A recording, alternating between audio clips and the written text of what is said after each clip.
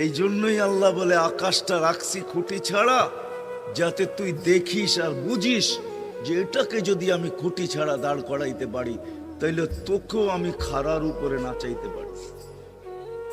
তোর বাবা দরকার ছিল বিশাল সূর্যটাকে যদি আমি মহাশূন্যের ভিতরে রাইখা যদি আমি এটাকে ঘন্টায় 6 লক্ষ কিলোমিটার বেগে যদি দৌড়াইতে পারি, যেটা তোদের দুনিয়ার থেকে 13 লক্ষ গুণ বড়, আমি আল্লাহ যদি এটা পারি, তাহলে তোর মতো 3.5 একটা মানুষ, 6 ফিট 6.5 ফিটের একটা মানুষকেও আমি বাধ্য করতে পারি।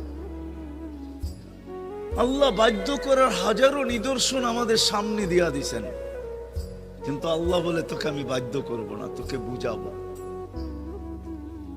বিদায় আল্লাহ বুঝাইতেছেন আমাদেরকে। বিদায় কথা যেখানে